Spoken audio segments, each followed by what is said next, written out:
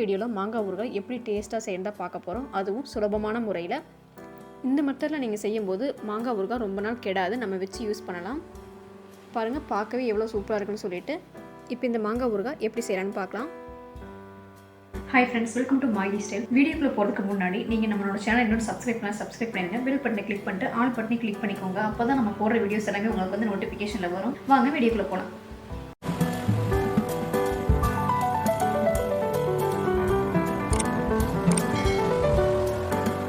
மாங்காய் ஊறுகாய் செய்யறதுக்கு நான் 2 மாங்காயை தண்ணியில் கழுவிட்டு எடுத்து வச்சுருக்கேன். இந்த மாங்காயில் ஈரம் இல்லாத அளவுக்கு காட்டன் துணி வச்சு க்ளீன் பண்ணி எடுத்து வச்சுக்கோங்க. மாங்காயில் கொஞ்சம் கூட ஈரப்பதம் இருக்கக்கூடாது. அப்படி இருந்துச்சுன்னா ஊறுகாய் கெட்டு போயிடும். தண்ணி இல்லாமல் காட்டன் துணியில் தொடச்சி எடுத்து வச்சுக்கலாம். இப்போ இந்த மாங்காய் ரெண்டையுமே நான் மீடியம் சைஸில் கட் பண்ணி எடுத்து வச்சுருக்கேன். ஊறுகாய் செய்யறதுக்கு முன்னாடி வெந்தயத்தையும் கடுகையும் நம்ம வறுத்து எடுத்துக்க போகிறோம். மீடியம் சைஸ் ஸ்பூனில் நான் 3/4 ஸ்பூன் வெந்தயம் சேர்த்திக்கிறேன். அது கூடயே 1 ஸ்பூன் கடுகு சேர்த்திக்கலாம். இந்த ஸ்பூன் பார்த்துட்டிங்கன்னா பெருசாகவும் இருக்காது, சின்னதாகவும் இருக்காது, மீடியம் சைஸில் இருக்கும். நீங்கள் சின்ன ஸ்பூன் யூஸ் பண்ணுற மாதிரி இருந்துச்சுன்னா 3 ஸ்பூன் வெந்தயம் சேர்த்திக்கோங்க, 4 ஸ்பூன் கடுகு சேர்த்திக்கோங்க. இப்போ வெந்தயம் நல்லா கலர் சேஞ்ச் ஆகி வரும். கடுகு பொரிஞ்சு வர வரைக்கும் நம்ம சிம்மில் வச்சுட்டு வறுத்து விட்டுக்கலாம்.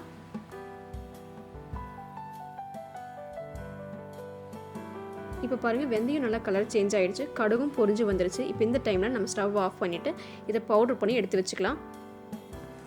இப்போ நம்ம கட் பண்ணி வச்சுருக்கிற மாங்காயில் ஒரு 1/4 டீஸ்பூன் மஞ்சத்தூள் சேர்த்திக்கலாம். இப்போ நான் கல்லுப்பை பொடி பண்ணி வச்சுருக்கேன், அதில் 2 ஸ்பூன் சேர்த்திக்கலாம். ஒவ்வொரு கல்லுப்பு பார்த்துட்டிங்கன்னா அவ்வளோ சீக்கிரம் கரையாது, ஸோ அதனால் நான் இப்படி ஆட் பண்ணியிருக்கேன். நீங்கள் சின்ன ஸ்பூன் யூஸ் பண்ணுற மாதிரி இருந்துச்சுன்னா ஒரு 6 ஸ்பூன் சேர்த்திக்கோங்க. இப்போ அதே ஸ்பூனில் 1.5 ஸ்பூன் மிளகாய்த்தூள் சேர்த்திக்கலாம்.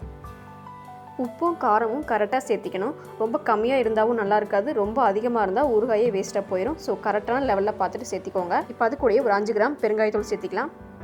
இப்போ நம்ம வறுத்து பொடி பண்ணி வச்சுருக்கிற கடுகு வெந்தய பொடியை சேர்த்திக்கலாம். சேர்த்திட்டு இப்போ இது எல்லாத்தையும் நல்லா கலந்து விட்டலாம்.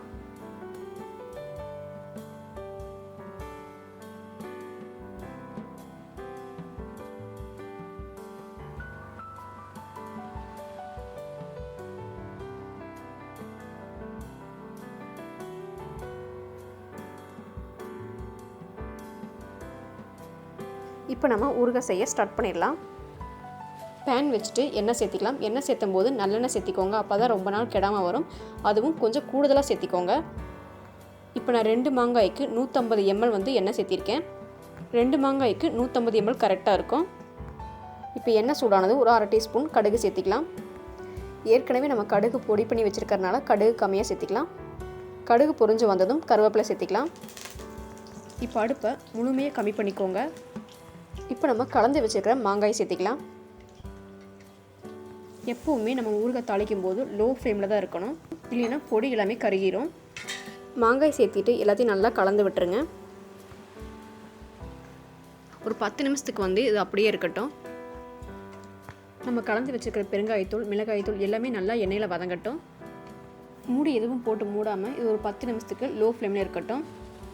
மூடி போட்டு மூடி வச்சிங்கன்னா மூடியிலிருந்து தண்ணி வர ஆரம்பிக்கும். ஸோ ஊறுகாய் கெட்டுறதுக்கு சான்சஸ் இருக்குது. ஸோ மூடி போட்டு மூடி வைக்க வேணாம். இப்போ பாருங்கள், மாங்காய் ஊறுகாய் சூப்பராக ரெடி ஆகிடுச்சு. இந்த மெத்தடில் நீங்கள் செய்யும்போது ரொம்ப நாள் கெடாமல் வரும், ஈஸியாகவும் இருக்கும் உங்களுக்கு. இந்த ஊறுகாயில் நம்ம நல்லெண்ணெய் அதிகமாக ஊற்றி செஞ்சுருக்கறனால ரொம்ப நாள் கெடாமையும் வரும்.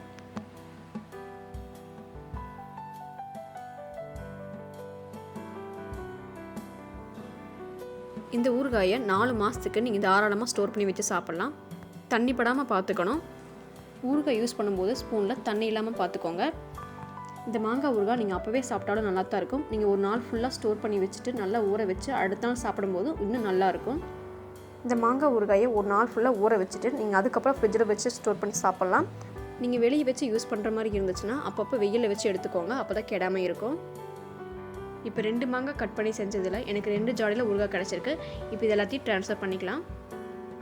மாங்காய் ஊறுகாய் பார்த்துட்டிங்கன்னா இன்னொரு மெத்தட்லேயும் செய்யலாம். மாங்காய் கூட மிளகாய்த்தூள் பெருங்காய்த்தூள் எதுவுமே போட்டு மிக்ஸ் பண்ணாமல் டேரெக்டாக எண்ணெய் தாளிக்கும் போது அதை போட்டுக்குவோம். அந்த மாதிரி செய்யும்போது எண்ணெய் ரொம்ப சூடாகிடுச்சுன்னா கருகிறதுக்கு சான்சஸ் இருக்குது. நீங்கள் இந்த மெத்தடில் செய்யும்போது கருகிறதுக்கு சான்சஸ் கிடையாது. ஊறுகாய் தாளிக்கும் போது அடுப்பு எப்போவுமே லோ ஃப்ளேமில் தான் வச்சுக்கணும்.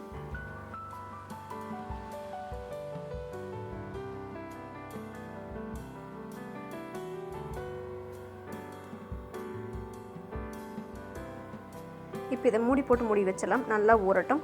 அடுத்த நாள் நீங்கள் சாப்பிடும்போது அவ்வளோ டேஸ்ட்டாக இருக்கும். இந்த மாங்காய் ஊறுகாய் தயிர் சாதம், எலுமிச்சை சாதம், புளி சாதம்னு சொல்லிட்டு எல்லா வெரைட்டி ரைஸ்க்கும் சூப்பராக இருக்கும். அதுவும் வெயில் காலத்தில் கம்மங்கூழுக்கு இது சைடிஷை வச்சு சாப்பிடும்போது அவ்வளோ சூப்பராக இருக்கும். ஸோ கண்டிப்பாக வீட்டில் ட்ரை பண்ணி பாருங்கள். இந்த வீடியோ உங்களுக்கு பிடிச்சிருக்குன்னு நினைக்கிறேன். மறக்காமல் சேனலை சப்ஸ்கிரைப் பண்ணிடுங்க. நெக்ஸ்ட் வீடியோவில் மீட் பண்ணலாம். தேங்க்யூ.